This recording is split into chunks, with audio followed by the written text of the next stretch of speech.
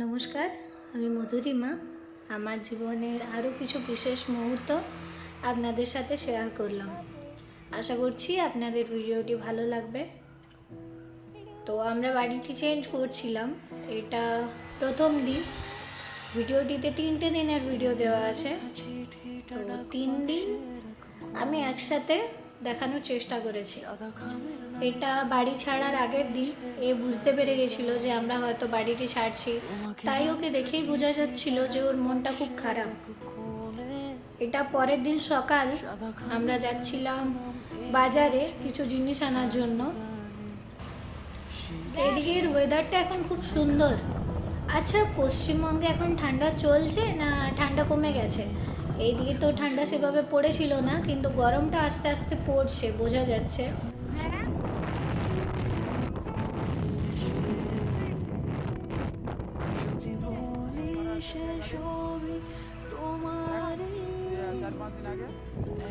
আমরা যাচ্ছিলাম হসুর, কিছু জিনিস আনার ছিল, পুজোর জিনিস আনার ছিল। আর নতুন বাড়িতে শিফট করলে অনেক কিছুই লাগে, যেগুলো ছিল না আমার কাছে। রুমটা ছোট ছিল, ওই রুমটা তো সেভাবে নিজের মতো করে সাজাতে পারিনি।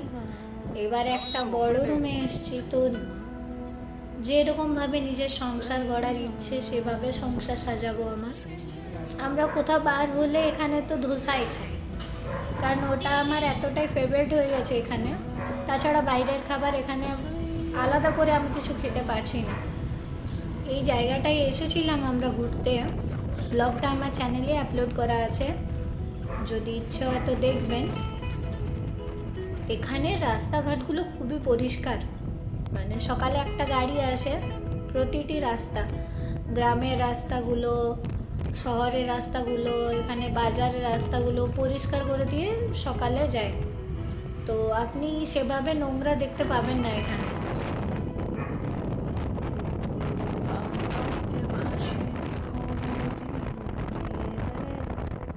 এখানে আমার বর একটা ভিডিও করে দিয়েছে, কারণ গাড়িটা আমি চালাচ্ছিলাম। আসলে ও চশমাটা পরে আসতে ভুলে গেছে, তাই ওর চোখ থেকে জল পড়ছিল। তো আজ একটা ঝলমলে রোদের দিন, বাড়ি এসে যথারীতি লেট হয়ে গেছিলো খুব, কিন্তু আমি স্নান করে ফেলি।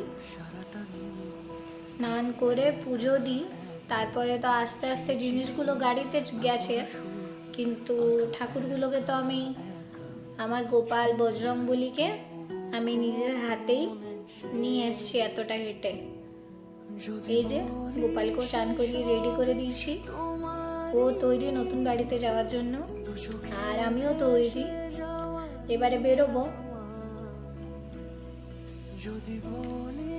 আর আমার নতুন রুম থেকে ভিউটা কিছুটা এরকম, চারিপাশে পাহাড়, আর এটা এতটাই উঁচুতে আছি আমি যে সব কিছু দেখা যাচ্ছে আশেপাশে।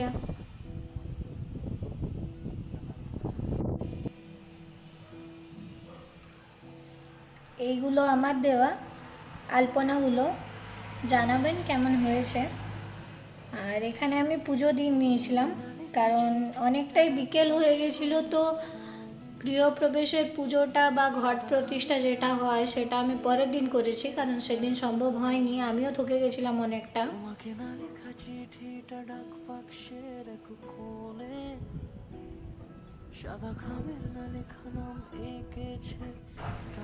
একটা জিনিস যেটা এই রুমটার, যে ব্যালকনিতে দাঁড়ালে দৃশ্যটা অসাধারণ, মানে আপনি দাঁড়িয়ে থাকলে ক্লান্ত হবেন না, মনটা ভালো হয়ে যাবে। আর হাওয়াটা তো এতই ভালো লাগছিল যে কিছু বলার নেই। আর চারিদিকে শুধু সবুজ আর সবুজ। এখানে চাষবাসটা খুবই বেশি হয়, সেটা তো জানিয়েছি আপনাদের।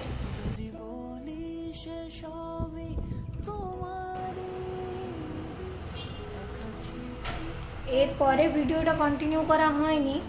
এটা পরের দিন সকালবেলা প্রথম সূর্যের আলো পড়েছে, তখন আমি উঠে স্নান করে পুজো দিয়ে নিয়েছি, ঘট প্রতিষ্ঠা করেছি।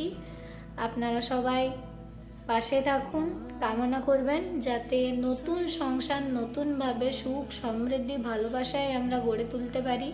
বলুন, ভগবানদের ভোগ দেওয়া হয়ে গেছে, আমরাও খাবার দাবার খেয়ে নিই। ভিডিওটি আজ এখানেই শেষ করছি। সবাই ভালো থাকবেন, সুস্থ থাকবেন। ধন্যবাদ।